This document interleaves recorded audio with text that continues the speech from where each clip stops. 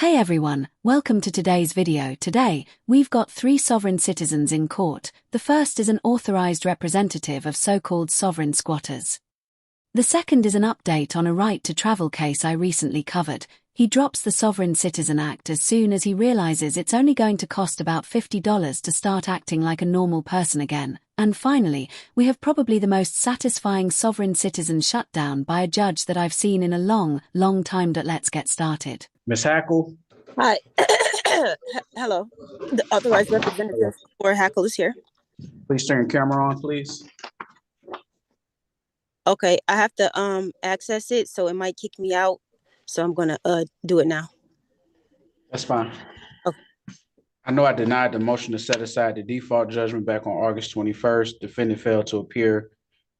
Correct. Defendant's motion to seek leave of court is denied.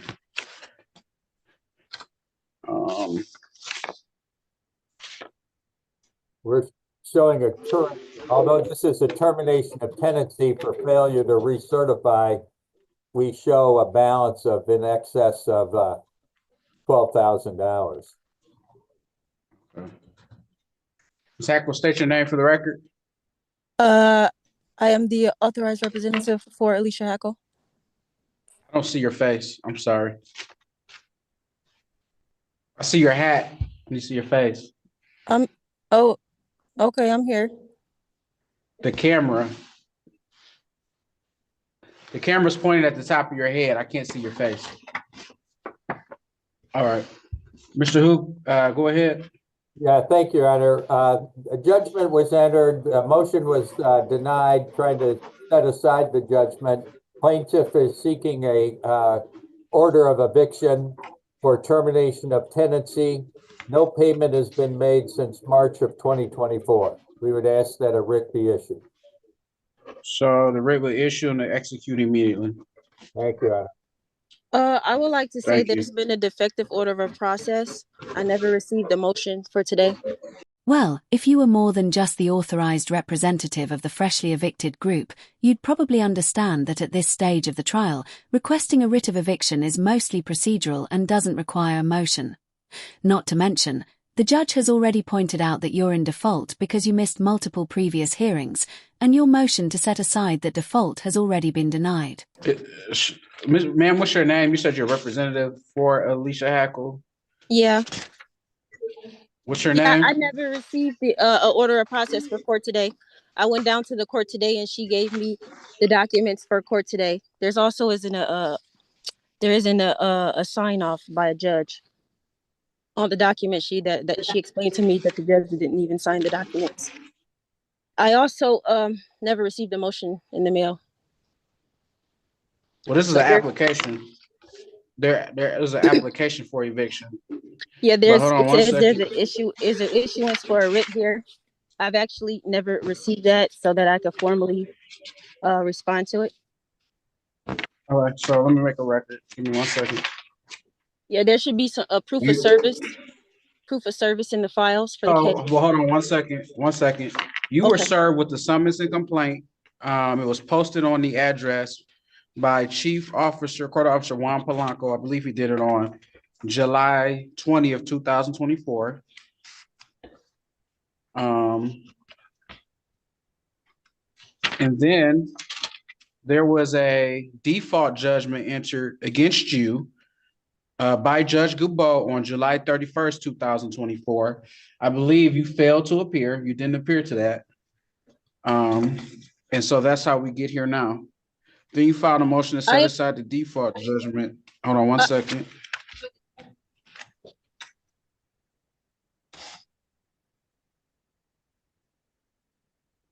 And you did not appear to the default judgment. So yeah, the writ in issue. So you've been advised of court and you failed to appear twice. Like I'm not understanding what's going on. I actually so the writ, all my documents. I've given all my documents. There was a judgment issued against me. And it was denied, but and then after that I hadn't received anything back for the case until I'm in court today about something that I had gotten no prior documents before I came to court today. I literally didn't receive any motion for issuance for a writ until today when I went to the court to get the papers. I didn't receive this by mail at all, so that I would have been able to respond to it before now. Your Honor, I think I heard your, I have not missed any court dates. Your Honor, I heard your ruling. Thank you very much. All right. Thank you. We're all set. Have a good day. You too. Thank you.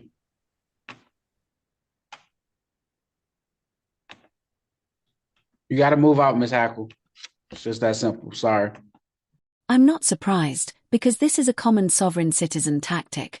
They move into a place, establish residency, and then refuse to pay rent or bills, claiming the landlord contracted with a straw man rather than the actual person living there.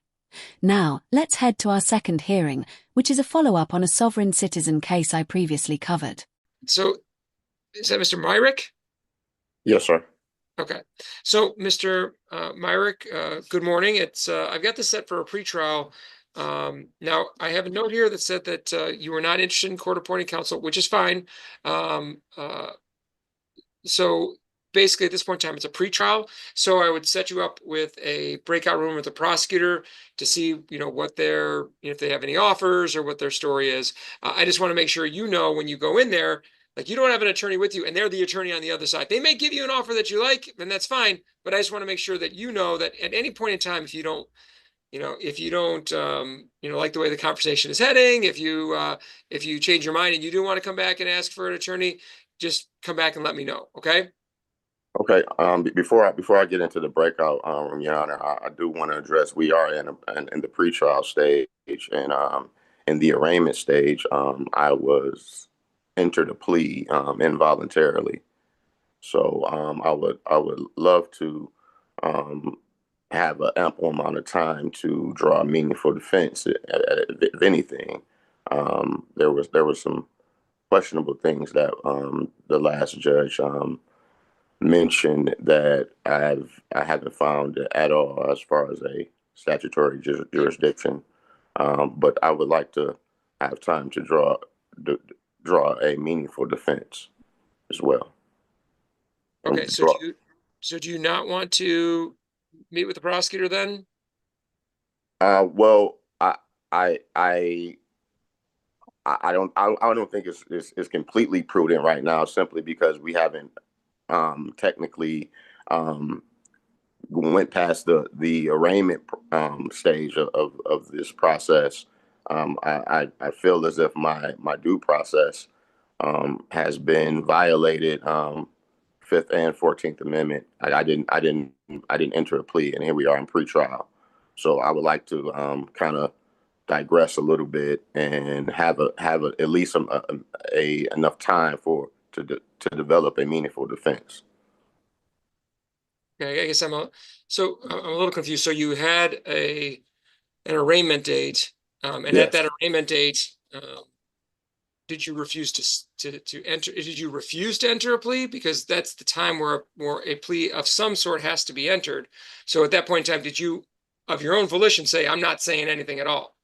Well, that wasn't totally the case, but I didn't have understanding of what court I was in. And I didn't understand if it was a criminal jurisdiction, civil jurisdiction.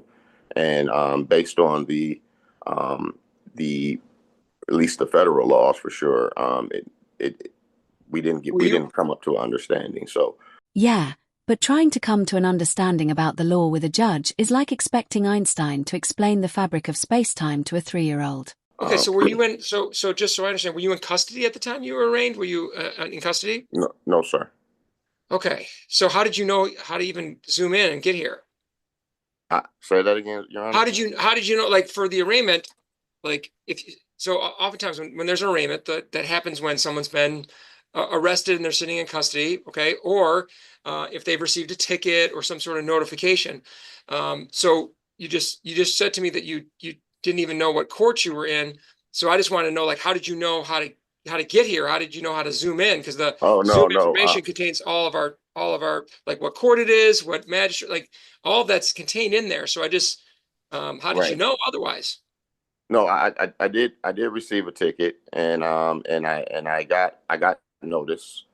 But what my issue was appearing here on special appearance today, and I needed to get understanding of what jurisdiction I was in. Okay. All right. So because I definitely want to make sure that people know where they're supposed to be. So I think I'm looking at the same ticket that you had. So Mm-hmm. it says on the ticket, 44th District Court, Royal Oak. And then the court address is on there. And then you said that you received notice. So the notice that went out, it would have had the Zoom instructions. Again, Mr. Myrick, as you can imagine, I'm always very concerned in making sure people have the proper notification and all that. So it does appear that, I mean, you're here a second time. The only thing that I was, now looking at the file here, you were ordered to post a bond and you didn't. Now, I'm reading the notes here. It says there was a bond of 1,000 cash surety, no 10%. So $1,000 bond was expected to be paid within 48 hours. Now, Mr. Meyer, we're here today. You showed up on time. So one of the reasons that a bond is ordered is, one, for the safety of the community, and two, to a secure appearance. Well, you come here a second time, and so I am very comfortable that you are going to continue to show up. So at the very least for you, Mr. Myrick, today, as long as you continue to abide by the expectation that you'll show up, and you have twice now, I'm going to actually amend that bond. So that even though you were supposed to do it within 40 hours and you didn't, okay, the fact that you showed up here again, at least to me, is enough evidence to suggest that I can count on your appearance going forward. So that's righteous. The only issue here is that Judge Minicky wasn't present during the arraignment and doesn't know exactly why the bond was set initially. If you watch my previous video, you'll see the bond was intended to ensure his future appearances, because this guy doesn't believe any court has jurisdiction over him. But in the bigger picture, despite his delusional beliefs about jurisdiction, he did show up to court.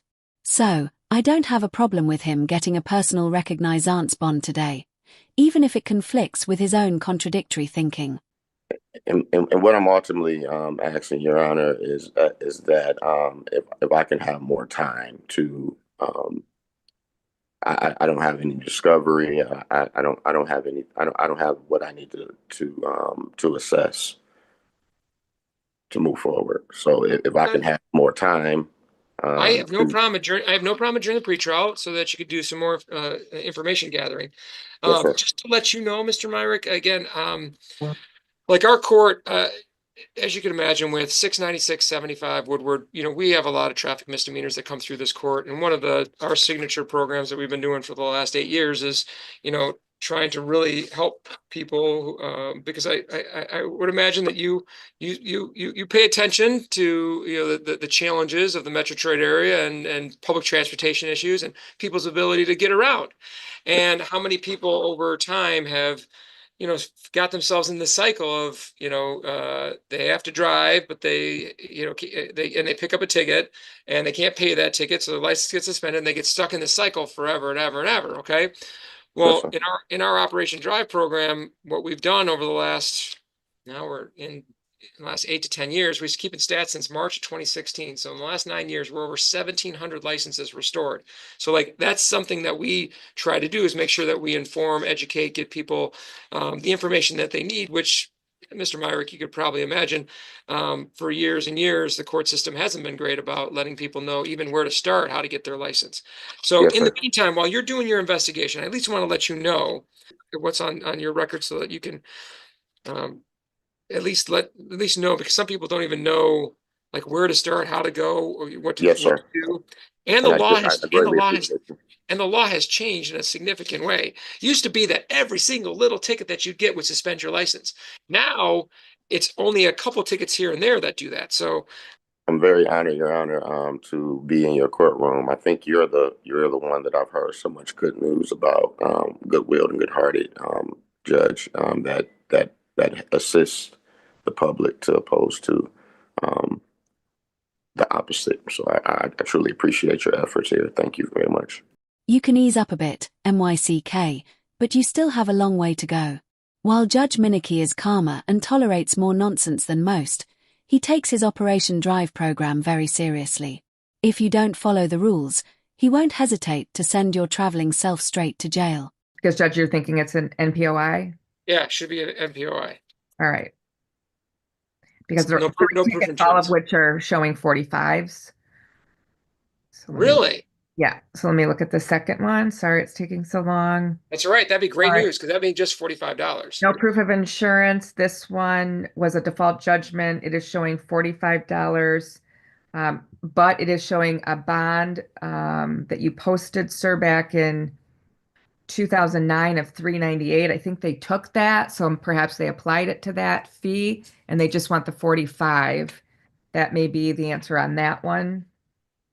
So okay. So best case scenario, they'll let you just pay the 45. Okay. Worst case scenario, they'll want the $45 on each of the old tickets, so $135. So best case scenario, 45. Worst case scenario, $135. But that's Allen Park. Wow, that's great. And that's 24th District Court, sir, if you're looking it up. 24th District.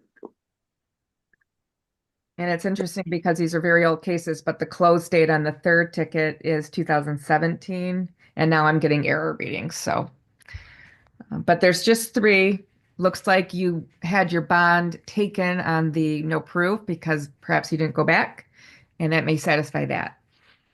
All right. So Mr. Myrick, so here's what we're going to do. I'm going to bump this out a couple weeks. You get to work chopping away at that kind of stuff. But I will say this.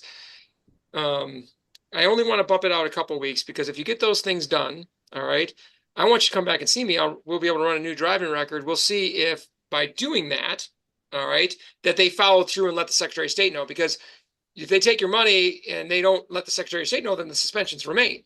And then we can even contact the Secretary of State and just make sure that they know, like, oh, by the way, he paid those. Right.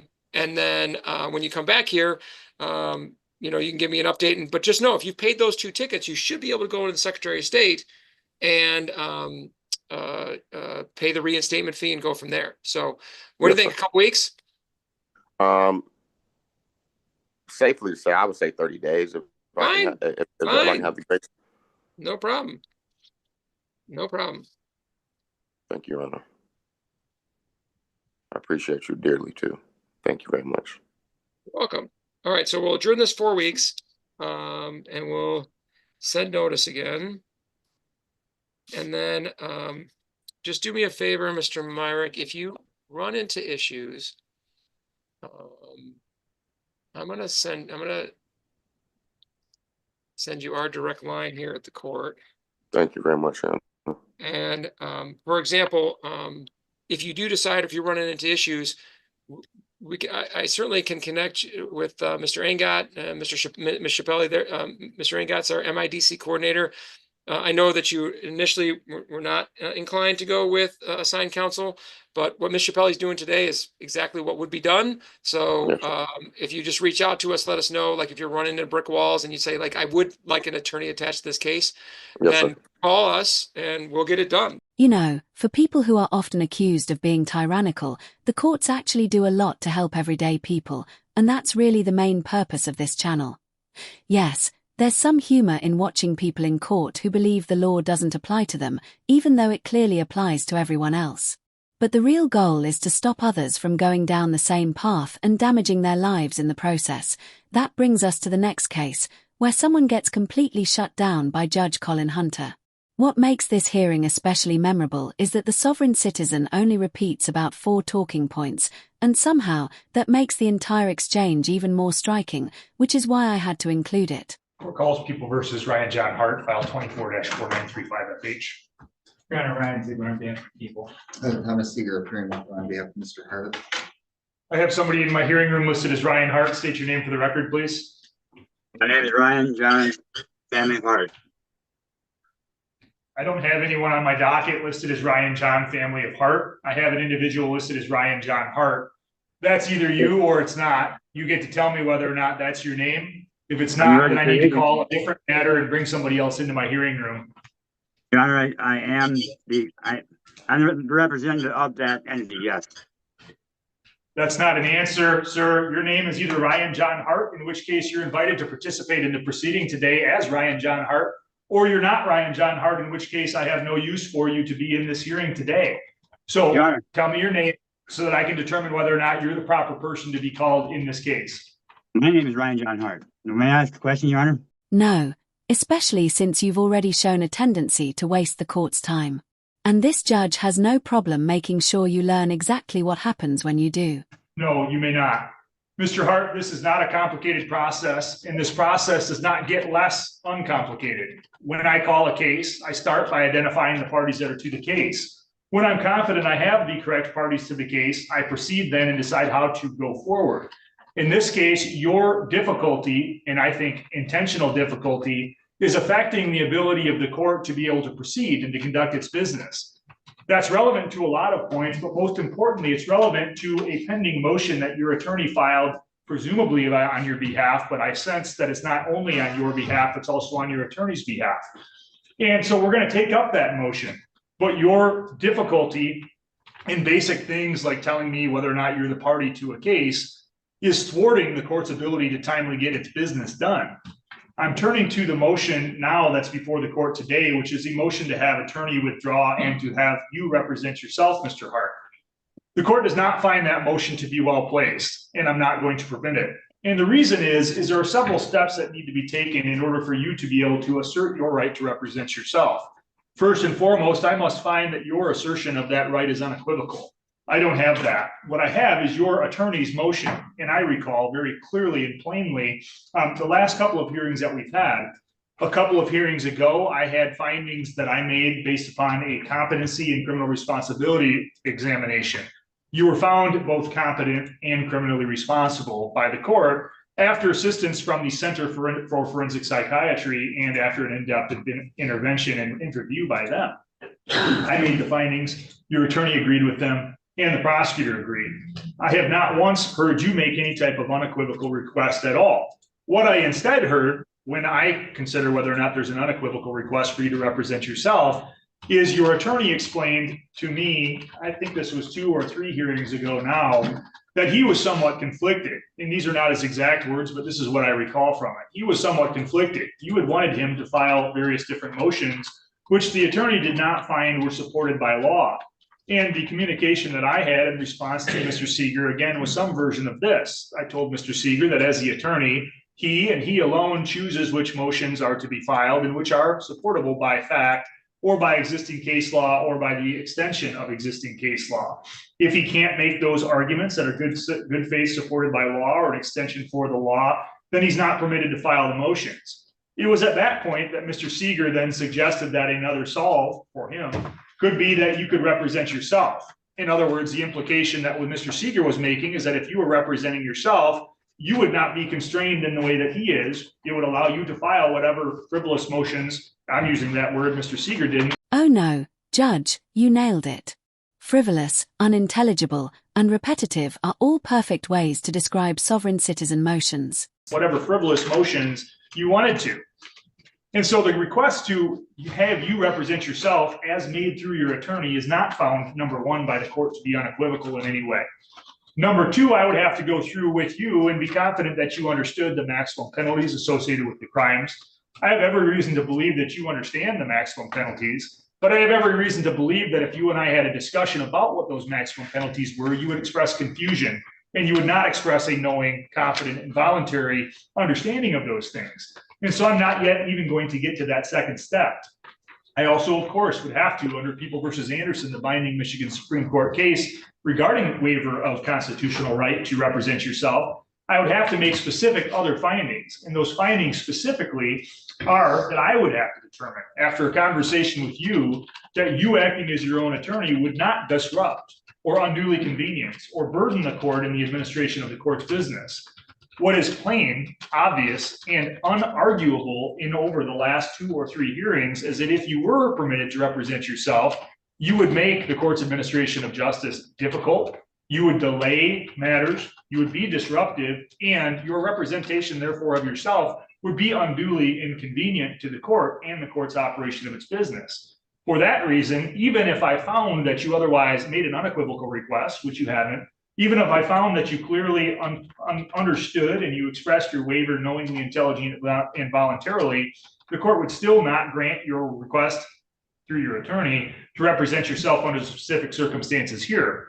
It's my firm finding, based upon the background that I'm aware of, that to allow you to do so would only encourage you to file what are very spurious and frivolous motions. It would waste the court's time, it would waste the prosecutor's time.